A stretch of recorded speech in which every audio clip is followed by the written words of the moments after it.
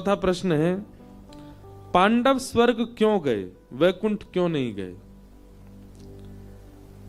ऐसा नहीं है। पांडव पहले स्वर्ग भी गए हैं और अपने कर्मानुसार उनको नरक का दर्शन भी करना पड़ा। एक क्षण के लिए युधिष्ठिर को भी नरक देखना पड़ा था।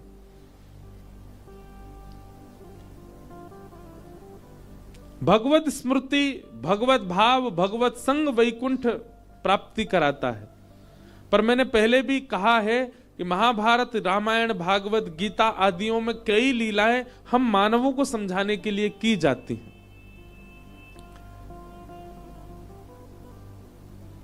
पुण्य यदि आपके जीवन में रह जाएंगे तो आपको स्वर्ग जाना पड़ेगा। पाप यदि आपके जीवन में रह जाएंगे मृत्यु काल में तो आपको नरक का भी दर्शन करना पड़ेगा। ये दोनों शून्य होने अति आवश्यक हैं। इन दोनों का शून्य होना बहुत जरूरी है। यदि पुण्य रह गए तो स्वर्ग दर्शन करना पड़ेगा और पाप रह गए तो नरक दर्शन करना पड़ेगा। और दोनों का शून्य कैसे होगा? परोपकार करने से, असहायों की सहायता करने से पाप शून्य होते हैं और उपस्थित भोग भोगने से पुण्य शून्य होते हैं। कहीं ना कहीं पांडवों ने देह त्याग नहीं किया, देह सशरीर जा रहे हैं। वे स्वयं स्वर्ग की सीढ़ियां चढ़ रहे हैं, स्वर्ग की ओर जा रहे हैं। स्वर्ग से ऊपर ब्रह्मलोक, ब्रह्मलोक से ऊपर वैकुंठ लोक है। सशरीर प्रस्थान कर रहे हैं। उनका कोई अंत आया नहीं था, स्वयं छोड़ करके जा रहे हैं भगवत धाम की ओर। इसलिए उनके पाप और पुण्यों को शून्य करने के लिए स्वर्ग का दर्शन और थोड़ी देर का नरक का दर्शन कराया गया। जब दोनों शून्य हो गए तब उनकी आत्मा देह त्याग करके वैकुंठ को प्रस्थान करी है। दोनों का शून्य होना बहुत जरूरी है। भगवान प्रहलाद जी से कहते हैं, नरसिंह भगवान, यदि पाप भी आपके अंदर बच गए अंत काल में और पुण्य भी बच गए तो इन दोनों के प्रभाव से आपको नरक स्वर्ग का दर्शन करना पड़ेगा। इसलिए दोनों को शून्य करो, बिल्कुल समाप्त कर लो सारा हिसाब। अंत काल में भगवत स्मरण करने से समाप्त हो जाते हैं, शून्य हो जाता है और उसके बाद मुक्ति की प्राप्ति, वैकुंठ लोक की प्राप्ति होती है।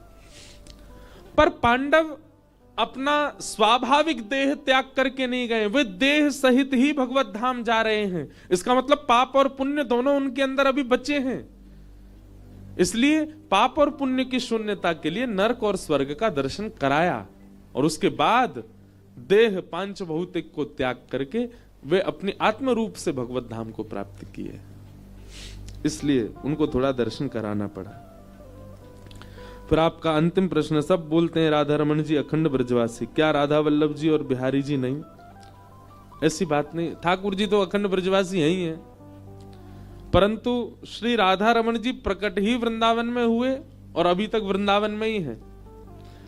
बीच में बिहारी जी भी भरतपुर शायद गए थे, भरतपुर आना हुआ था। बिहारी जी ने भी कुछ बीच में कुछ, अब पूरी बात तो मुझे नहीं पता, पर कुछ काल के लिए बिहारी जी भी ब्रज से थोड़ा दूर रहे थे।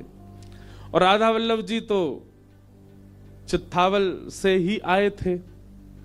वैसे तो श्वेत द्वीप के ठाकुर जी हैं, महादेव उनकी सेवा आराधना करते हैं। सातों ठाकुर रहे तो वृंदावन में ही, प्रकट तो वृंदावन में ही हुए हैं, पर कुछ कुछ काल के लिए बाहर गए हैं। इसलिए अखंड ब्रजवासी हमारे श्री राधा रमन जी हैं। जब से प्रकट हुए तब तो वृंदावन में ही हैं, कहीं गए नहीं। इसलिए अखंड ब्रजवासी श्री राधा रमन लाल। इस प्रकार आपके सब प्रश्नों को हम प्रणाम करते हैं। अनेक प्रश्न आते हैं, कई बार तो कथा ऐसी होती है 3 घंटा प्रश्नों में ही निकल जाती। आज कथा का विश्राम सत्र है, हम विश्राम सत्र की ओर चलें। भगवान का विवाह रुक्मणी जी के साथ में सुसंपन्न हुआ। बंधुओं देखो, विवाह के लिए 2 होना आवश्यक है। एक व्यक्ति विवाह नहीं कर सकता है तो स्वाभाविक बात है, इसका कोई प्रवचन भी नहीं करना है। परंतु भगवत भाव में श्री जी और ठाकुर जी का जब विषय उठता है तो श्री जी और ठाकुर जी अलग नहीं है, एक ही हैं।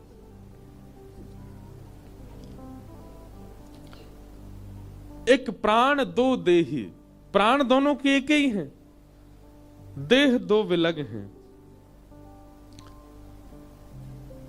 लेकिन रुक्मणी जी के तो प्राण भी अलग हैं, इसलिए विवाह विलग से होता है, एक से ही नहीं होता।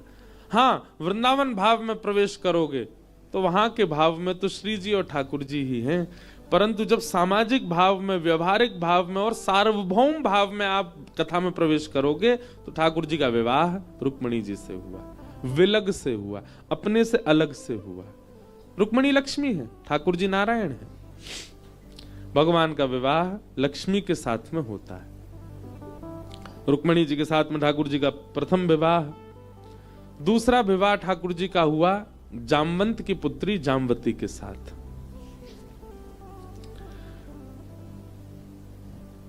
स्यमंतक नाम की एक मणि थी द्वारिका में, किसके पास थी? सत्राजित यादव के पास। उस मणि का स्वरूप था, वो हजारों किलो सोना रोज प्रकट करती थी। भगवान के मन में यह भाव आया कि एक व्यक्ति इतने 1000 किलो सोने का क्या करेगा, भोग भी नहीं पाएगा। एक दिन में जितना सोना प्रकट करती है, इतना सोना पूरा जीवन भर भी लगा दे तो भी भोग नहीं पाएगा। लेकिन ये तो प्रत्येक दिन इतना सोना प्रकट करती है, अकेला व्यक्ति इसका क्या करेगा? तो भगवान ने मार दिया और मणि लेकर के भालू चला गया, मार दिया और मणि लेकर के भालू चला गया। लेकिन पूरी द्वारिका में लांछन लग गया भगवान के ऊपर।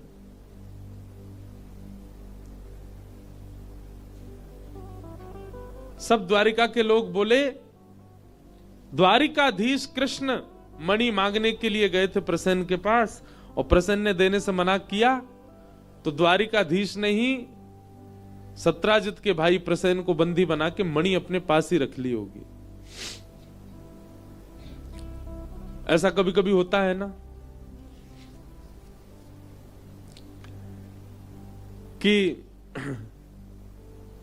आप कुछ गलत नहीं कर रहे थे, आपने केवल उस बात की चर्चा की, करके कोई और चला गया, तो लोगों को ये शंका हो जाती है, वो बात भी यही कर रहा था, किया भी इसी नहीं होगा। ऐसा कभी कभी जीवन में घट जाती है घटना।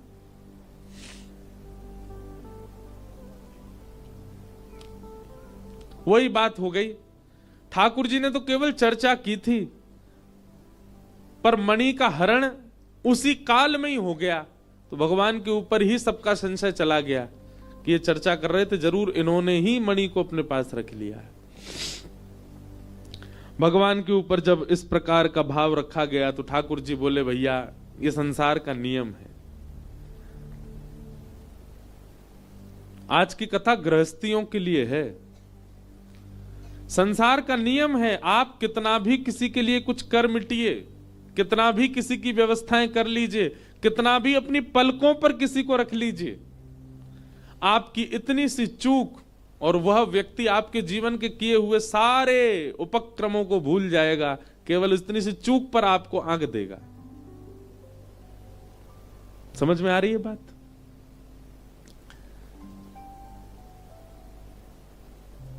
किसी के लिए कुछ भी कर लो आप, पर आपसे जरा सी चूक हुई, वो व्यक्ति तुरंत आपको उस चूक का ही मुखिया मान लेगा। आपने जीवन भर उसके लिए क्या किया उसको सब भूल जाते हैं। पर ठाकुर जी के यहां विपरीत है। ठाकुर जी के यहां विपरीत क्यों है? ठाकुर जी का स्वभाव क्या है? जीवन भर आपने गलत क्या किया इसको ठाकुर जी नजरअंदाज कर देते हैं, पर पूरे जीवन में एक बार आपने क्या अच्छा किया ठाकुर जी याद रखते हैं। सोचो, विचार करो, आप अपने पूरे जीवन में गंगा स्नान कितनी बार किए? व्यक्ति जो बाहर दूर दराज देशों में रहते हैं या दूर शहरों में रहते हैं, वो गंगा जी स्नान करने, बहुत कम ऐसे लोग होंगे जो हर वर्ष आते हो।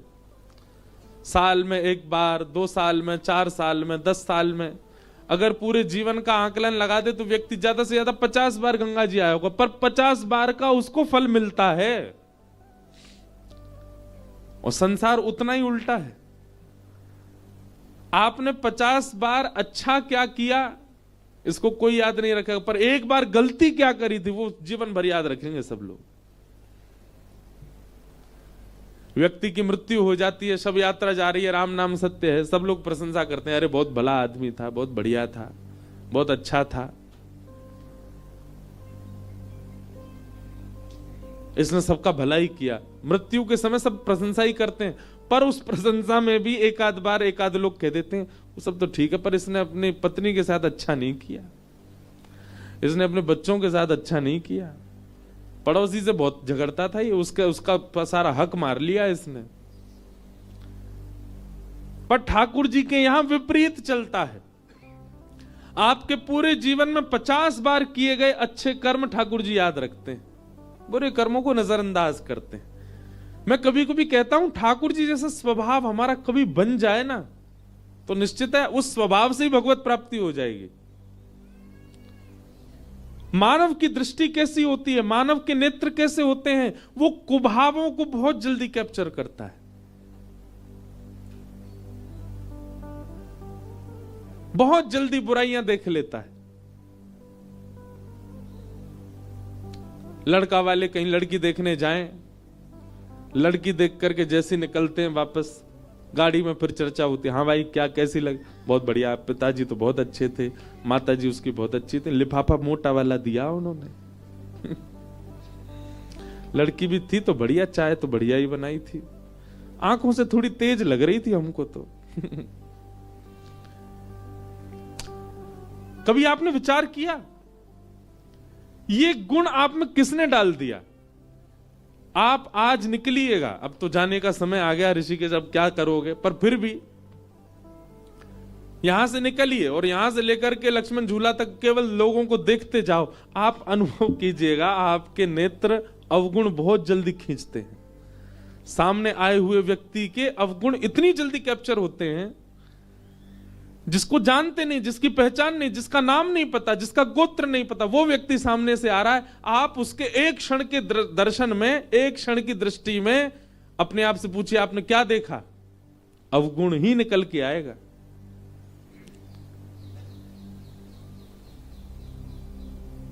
लेकिन यही व्यक्ति जब अत्यंत सत्संग में हो जाता है, जब अत्यंत जीवन में कथा का भाव उसके जीवन में आने लग जाता है, सत्संग करने लगता है, नाम जप करने लगता है, भगवत सेवा करने लग जाता है, तब उसकी दृष्टि परिवर्तित होने लगती है धीमे धीमे। फिर क्या होता है, नेत्रों के आगे दिखने वाला अपरिचित व्यक्ति भी, उसका भी एक गुण दिख जाता है, वो गुण अनुभव में आने लगता है। महाराज जी कथा तो बहुत बढ़िया करते हैं, बार बार बालों पे हाथ बहुत फेरते हैं, अवगुण यहां भी दिख जाता है लोगों को।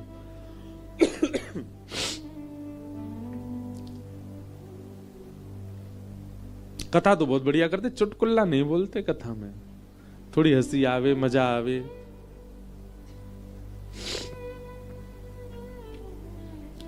जो सब में अवगुण देखे और खुद में गुण का दर्शन करे वही राक्षस, और जो सब में गुण का दर्शन करके खुद में अवगुण का दर्शन करे वही देवता, वही संत। अनुभव कीजिए। अरे मैं कह रहा हूं लक्ष्मण झूला तक मत जाओ, यहीं अपने बगल वाले कोई देख लो, उसमें भी अवगुण ही दिखेगा आपको। अवगुण बहुत जल्दी दिख जाता है। हमारे नेत्र कितने परिपक्व हैं कमी देखने में, पर जब सत्संग जीवन में आता है ना, तो यही नेत्र परिपक्व हो जाते हैं गुण देखने में। मीराबाई कैसी हो गई थी, वो जिसको देखती थी उसके प्रति उनका भाव यही जाता था कि इसमें गुण क्या है। कोई सांवला व्यक्ति, उसको सब कहते हैं अरे रामदेव कालिया आगो, सांवले व्यक्ति को देख करके सब कह रहे कालिया आ गया, ओहो या को देखो कैसा लग रहा है, बिल्कुल अमावस्या आ गई चलती फिरती। पर मीराबाई जब ऐसे से मिलती थी या उसके कोई ऐसी दिक्कत है, वो बेचारा सीधा सीधा चल नहीं पा रहा, सब तो उसको देख करके देखो अपंग जा रहा है, पर मीराबाई देख के कहती ठाकुर जी ने तुम पे कितनी बड़ी कृपा करी। क्यों? वे स्वयं त्रिभंगी हैं, तुमको एक भंगी तो एक अंग तो तुम्हारा भंग कर दिया ना, अपने त्रिभंग में से एक अंग भंग तुमको दे दिया।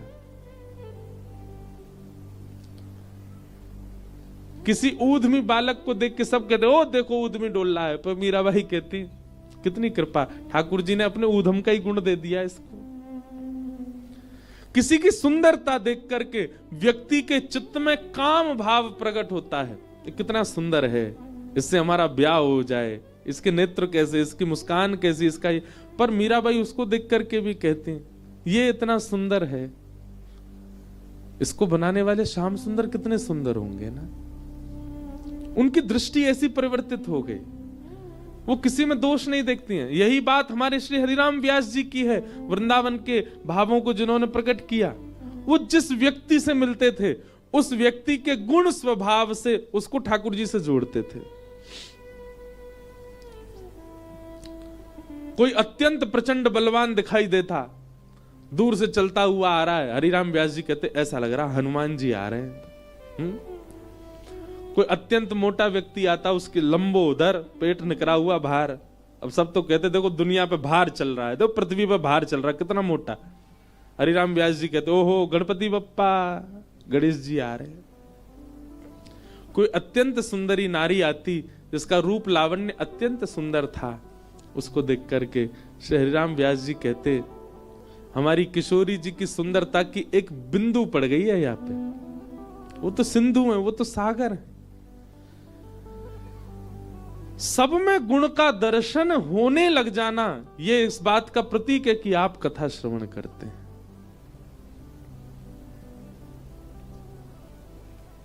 और कथा सुनने के बाद अवगुण ही अवगुण देख रहे हैं। कई बार हमारी कई कथाएं ऐसी होती हैं, वहां पर बहुत कुछ अनुभव होता है कथा में, व्यवस्थाओं को लेकर के, व्यवहार को लेकर के, बहुत बातों को लेकर के सब अनुभव होता है।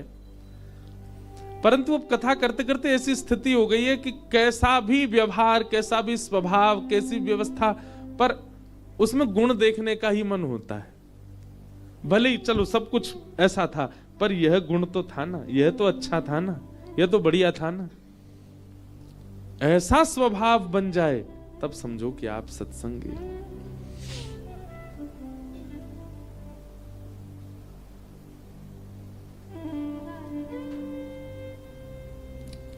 पर हम मानवों का स्वभाव, अभी हम सुन के जा रहे हैं, तो यहां से निकलते ही हम भी अवगुणी देखते जाएंगे सब में। ये आपके सोचने से नहीं बनेगी बात। दो ही बात हो सकती है, या तो सत्संग इतना जीवन में हो जाए तो आपके चित्त में परिवर्तन हो जाए, या फिर इस बात को लिख लीजिए कहीं पर, आचार्य प्रसन्न हो जाए आपसे, कोई गुरु प्रसन्न हो जाए आपसे, कोई संत प्रसन्न हो जाए आपसे, उसकी प्रसन्नता से हो सकता है कि आपका काम बन जाए। तो भगवान पर सब लोगों ने लांछन लगा दिया, ओहो मणि की बात यही कर रहे थे सत्राजित से, जरूर मणि चुराई भी इन्होंने ही होगी। ठाकुर जी ने अपने सैनिकों से कहा देख रहे हो ये है द्वारिका, इनको बसाया हमने, इनको खिलाया हमने, इनकी सारी रोजी रोटी हमसे चल रही है, पर इनको एक क्षण भी नहीं लगा हमारे ऊपर आरोप लगाने में, लगा दिया।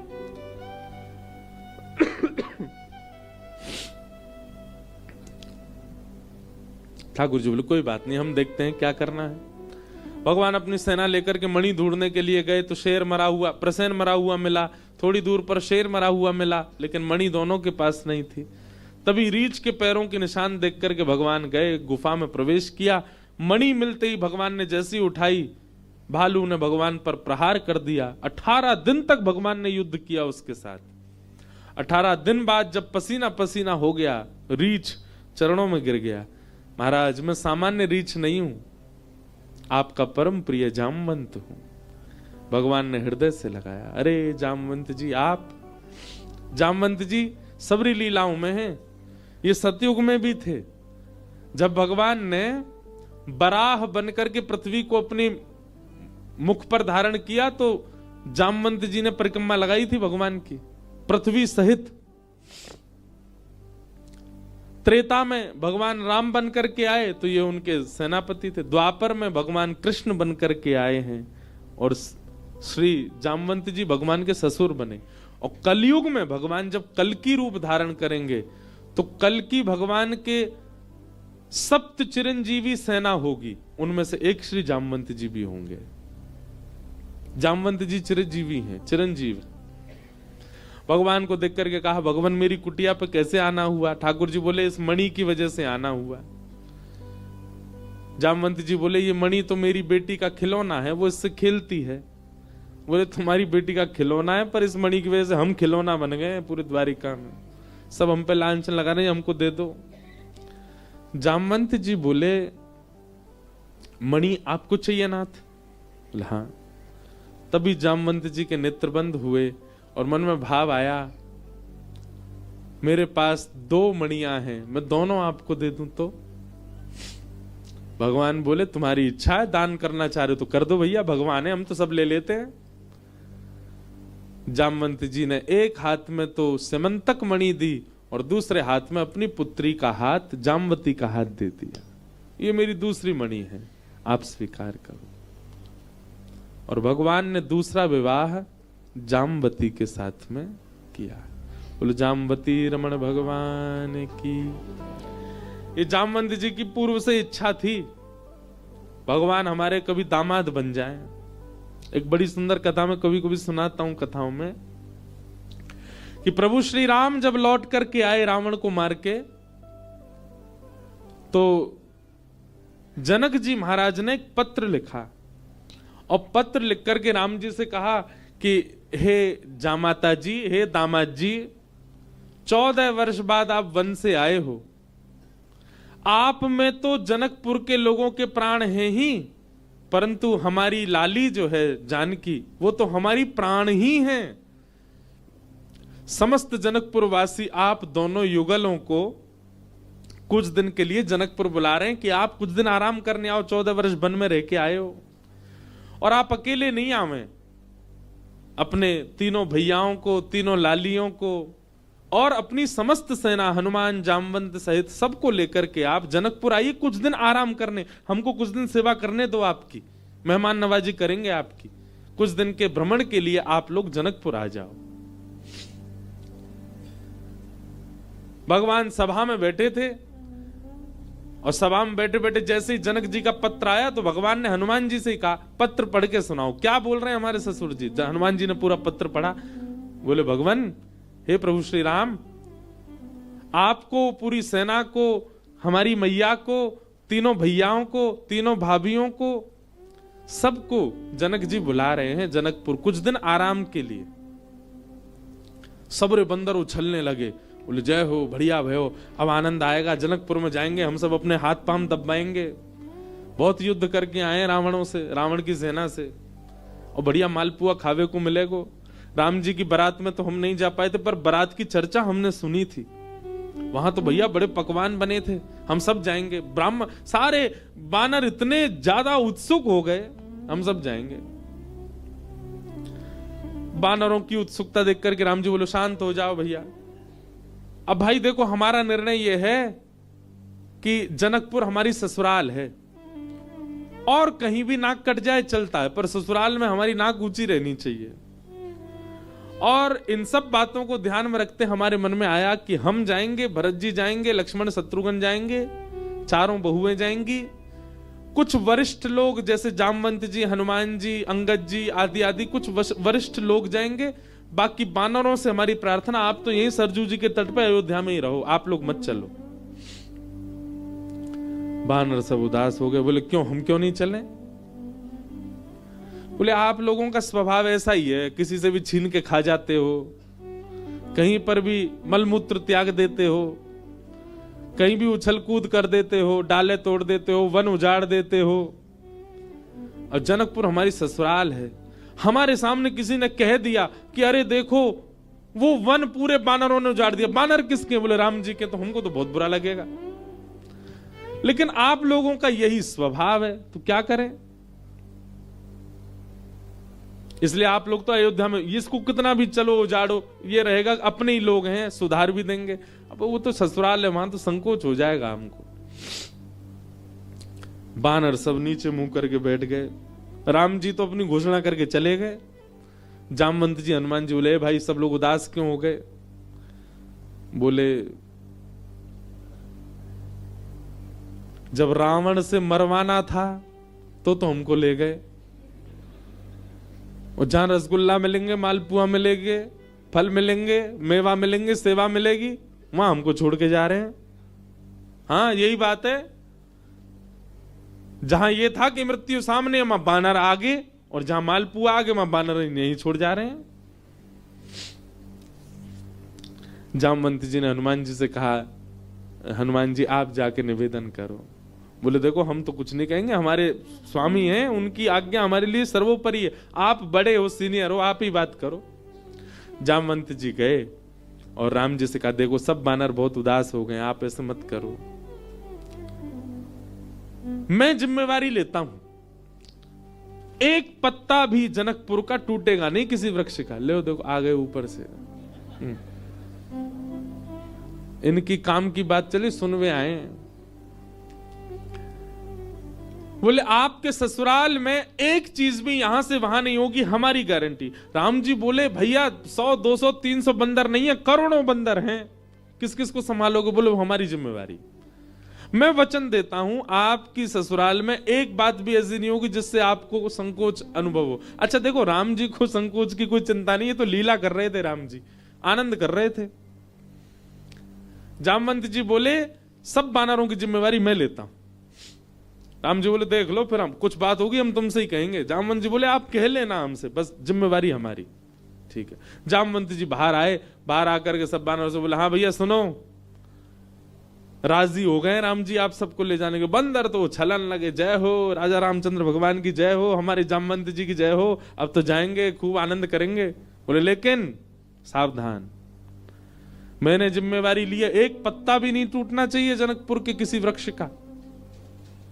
बानर बोले बिल्कुल नहीं टूटेगा, आप तो बिल्कुल आज्ञा करो कैसे चलना है। बोले सब मुझे देखो, जो मैं करूं वही करना है, जब मैं बोलूं तब बोलना है, जब मैं शांत रहूं तब, यहां तक कि श्वास भी मेरे संगी लेनी है सबको। मैं जब छोड़ूं तब छोड़नी, तब लेनी तब लेनी, मैं जब मुड़ूं तब मुड़ना, मैं जब देखूं तब देखना, मैं जब सोऊं तब सोना, मैं जब खांसूं तो खांसना। बानर बोले ठीक है। राम जी बोले एक बार हमको डेमो दिखाओ। जामवंत जी खड़े हो गए, करोड़ों बंदर खड़े सामने। जामवंत जी ने अपना उल्टा हाथ उठाया, सारे बानरों ने अपना उल्टा हाथ उठाया। जैसे परेड होती है ना 26 जनवरी को, तो हमारे मिलिट्री के जवान बिल्कुल एक संग उनके हाथ पैर चलते हैं, हाय ये हाथ पीछे तो यही हाथ पीछे जाएगा।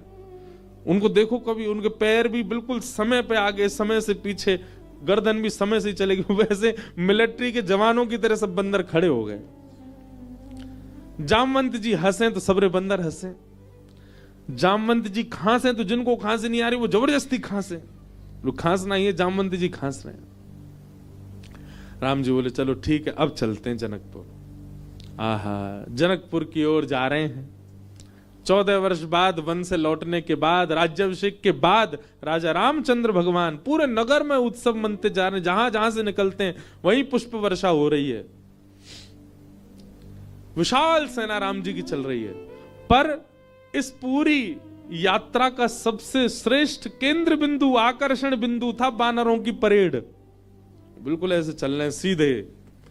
जामवंत जी इधर देखे तो सब बानर इधर देखे, जामवंत जी नीचे तो सब नीचे, जामवंत जी खुजा में तो सब खुजा में।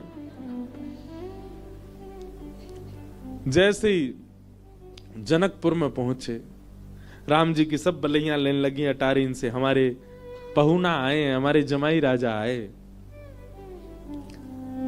सबके नेत्र सजल हो गए। पर पूरे जनकपुर में जैसे ही बानरों ने प्रवेश किया, आहा, बानरों की ऐसी प्रशंसा, भैया कैसे सुधरे भाई। अच्छा, जामवंत जी ने सबके काजे वस्त्र भी सिलवाए थे। सब बानर बिल्कुल बढ़िया, ऊपर को आधी बगलबंदी सी पहन के, नीचे धोती सी पहन के, टोपा से पहन के चल रहे थे। कैसा, मैं तो चिंतन करता हूं कैसे लग रहे होंगे सब। हम बंदरों के बीच में ही रहते हैं ना वृंदावन में।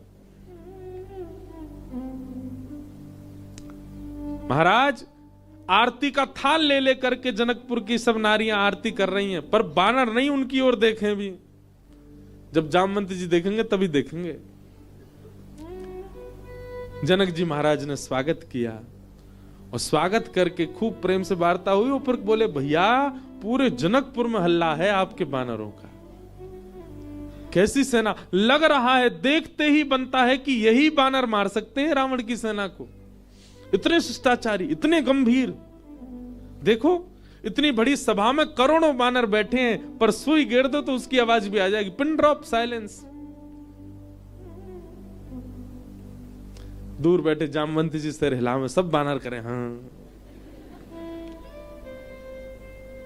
अब आप बहुत दूर से चल के आए हैं, सबकी प्रसाद की व्यवस्था है।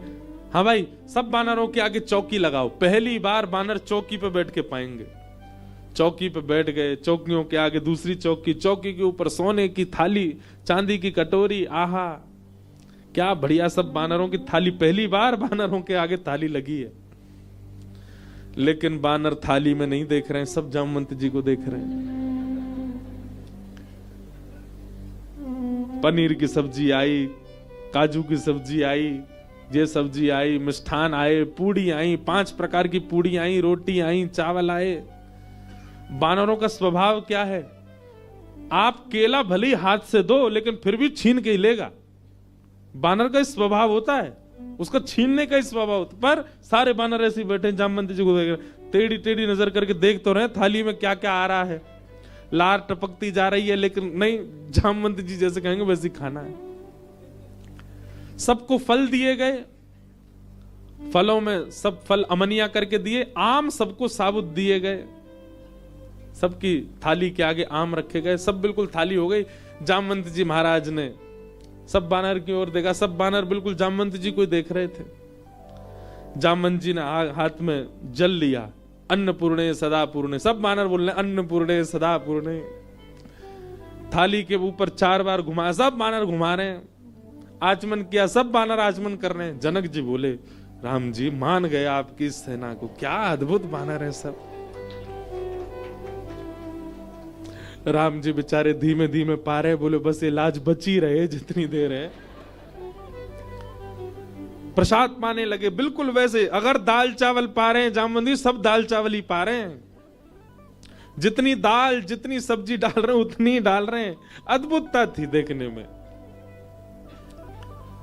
थोड़ी देर पाने के बाद जामवंत जी की दृष्टि पड़ी आम पे। जैसे ही आम उठाया, सब बानरों ने एक संग आम ही उठाए। जामवंत जी घुमा के देखें, सब बानर घुमा के देखें। जामवंत जी ने जोर से आम दबा के देखना चाहा, कितनी गुठली है इसमें। अब वो आम ऐसा था कि जैसे नेक दबाया सो गुठली उछल गई उसमें से। अब जैसे ही गुठली उछली तो सब बानर दोनों हाथन से दबाई रहे। वो गुठली उछलनी चाहिए क्योंकि जामवंत जी की गुठली उछली है। अब सब बानर जैसी आम दबा में सबकी गुठली उछली। गुठली के उछलते ही जामवंत जी बोले, इन हाथों से मेघनाथ निकल के नहीं भाग पाया, इन हाथों से रावण निकल के नहीं भाग पाए, छोटी सी गुठली भाग गई। और जामवंत जी जैसे ही उछले गुठली पकड़ने को, बानर बोले हमें भी ऐसे ही पकड़नी है। और एक दूसरे के ऊपर झपट्टा मारे, महाराज जी आप पकड़। कहीं कड़ी उछाल रहे हैं, कहीं दाल उछाल रहे हैं, पूरी उछाल रहे हैं। जनकपुर की पूरी सभा जो कि स्वर्ण मंडित थी, जो कि चांदी से मंडित थी, आज वो खीर मंडित हो गई। सब जगह कड़ी खीर उछाल उछाल करके पूरी सभा का लेपन कर दिया। राम जी नीचे नजर करके बैठे। अब तो बानरों को खुली छूट मिल गई, एक दूसरे की थाली में से ले लेके भागे। 2-4 बानर तो जनक जी की थाली उठा के भाग गए।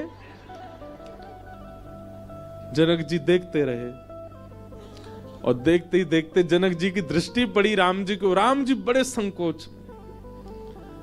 जनक जी समझ गए ये तो भैया पूरा प्री प्लान्ड था कि सीधे सीधे चलना है, सीधे सीधे खाना है। नहीं, बानर अपना स्वभाव कैसे छोड़े। राम जी को संकोच में देख जनक जी ने उनको हृदय से लगाया। बोले हम बिल्कुल अप्रसन्न नहीं है, हमको प्रसन्नता है कि इतना आनंद हुआ जनकपुर में इतने दिन बाद। आप बिल्कुल संकुचित मत हो। लेकिन सबसे ज्यादा संकोच हो रहा था जामवंत जी को। मैंने जिम्मेवारी ली थी और मैंने बिगाड़ दिया सब काम। जब जनक जी को राम जी को हृदय से लगाते हुए देखा तो जामवंत जी के मन में आया, मैंने बहुत बड़ा अपराध कर दिया आज। जितने प्रेम से राम जी अपने ससुर जी को हृदय से लगा रहे हैं, हे भगवान, मेरे अपराध का पीड़ा जो मेरे चित्त में है वो तभी दूर होगी जब इतने प्रेम से ठाकुर जी मुझे भी अपने हृदय से लगाए।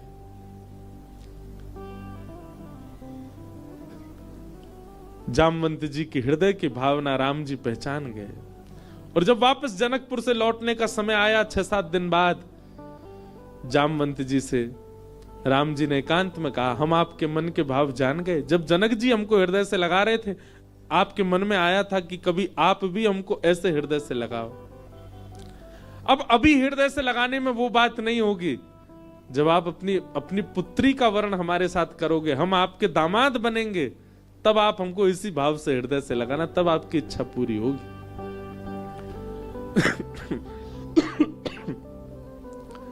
जामवंत जी को 1 युग तक प्रतीक्षा करनी पड़ी।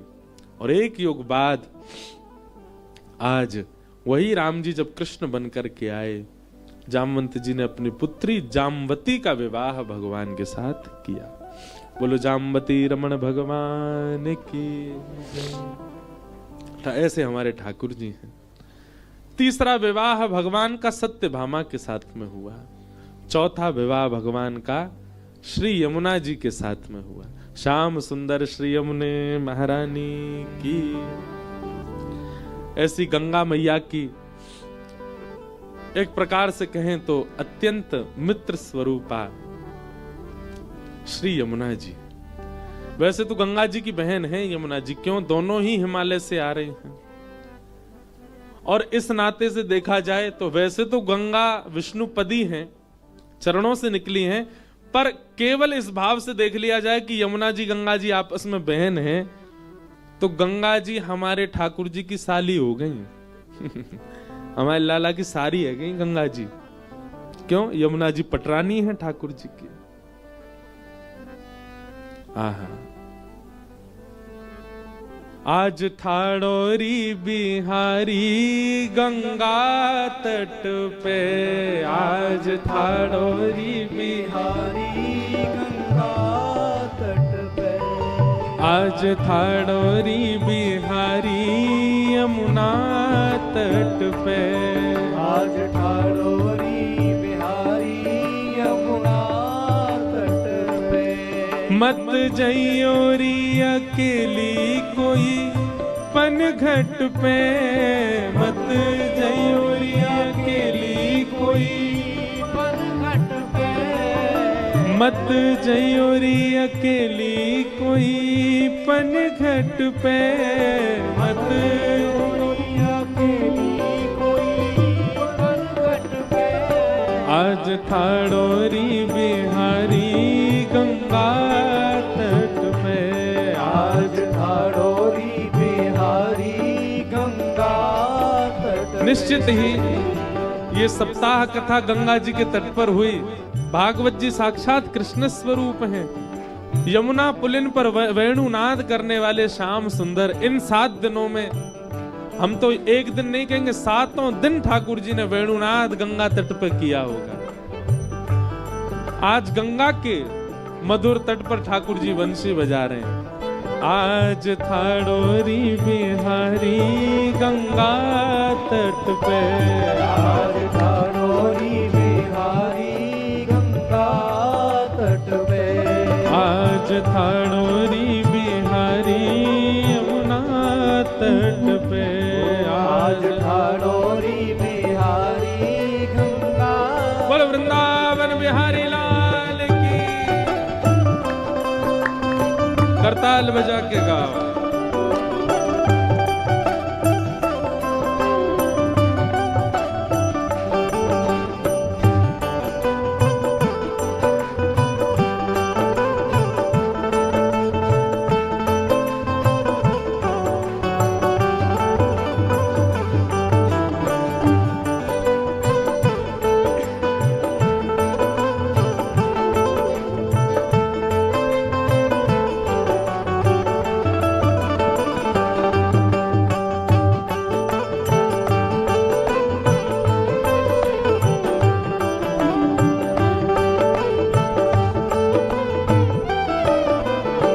सब सखी पूछ रही हैं कि गंगा तट पे बिहारी जी खड़े कैसे लग रहे हैं, दर्शन करो।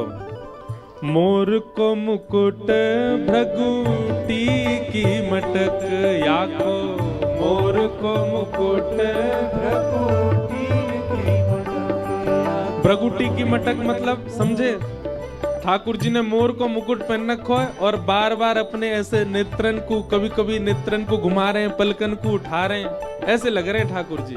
मोर को मुकुट भृगुटी की मटक, याको मोर को मुकुट भृगुटी की मटक। हो मन गयोरी अटक, याके पीरे पट पे, मन गयोरी अटक, याके पीरे पट पे। मन गयोरी अटक, याके पीरे पट पे, मन गयोरी अटक, याके पीरे पट पे। अरे आज थाड़ोरी बिहारी यमुना तट पे, आज थाड़ोरी बिहारी यमुना तट पे। आज थाड़ोरी बिहारी गंगा तट पे, आज थाड़ोरी बिहारी गंगा तट पे। अरे मत जयोरी अकेली कोई पनघट पे, मत जयोरी अकेली कोई पनघट पे। मत जयोरी अकेली कोई पनघट पे, मत गयोरी अकेली कोई पनघट पे। अरे आज थाड़ोरी बिहारी गंगा तट पे, आज थाड़ोरी बिहारी गंगा। बोल गंगा मैया की।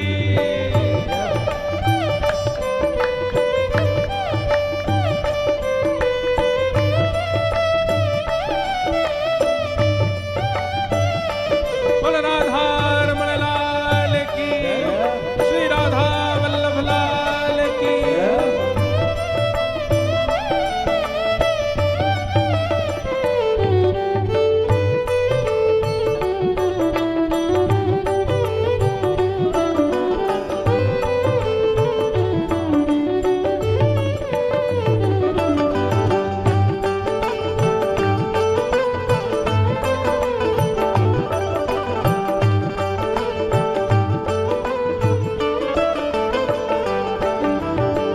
नंद जी को छोना देख धीरज धरो ना, नंद जी को छोना धीरज धरोना।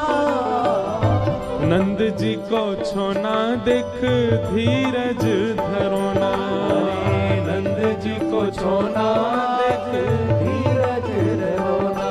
डारो ऐसो कछुटोना नटवर नटने, डारो ऐसो कछुटोना नटवर नट पे। डारो ऐसो कछुटोना नटवर नटने, डारो ऐसो कछुटोना नटवर नट पे। अरे आज थाड़ोरी बिहारी गंगा तट पे, आज थाड़ोरी बिहारी यमुना तट पे। आज थाड़ोरी बिहारी यमुना तट पे। आज थाड़ोरी बिहारी यमुना तट पे। अरे छोड़ कुल लाज गोपी गई भाज भाज, अरे छोड़ कुल लाज गोपी गई भाज भाज। आज छोड़। देखो ठाकुर जी गंगा तट पे खड़े हैं, आप बात को प्रमाण दें। यहाँ कई सारे ऐसे श्रोता हैं, वो अपने घर के कई कामन्ने छोड़ छोड़ के आ रहे हैं, कई लोग घर में झूठ बोल बोल के आ रहे हैं, कई बच्चे स्कूल बंक करके भी आ रहे हैं। काय को आ रहे हैं? बोलो क्योंकि व्यासपीठ पर कृष्ण रूपी गंगा के तट पर श्री कृष्ण खड़े हैं। यही मारे इतने सारे वैष्णव कहां कहां से आ रहे हैं, 400-400 किलोमीटर पहाड़ों से आ रहे हैं लोग कथा सुनने। मिल भी नहीं पा रहे, देख भी नहीं पा रहे, केवल कथा सुनते हैं फिर वापस जा रहे हैं। क्यों? आज थाड़ोरी बिहारी गंगा तट पे, आज थाड़ोरी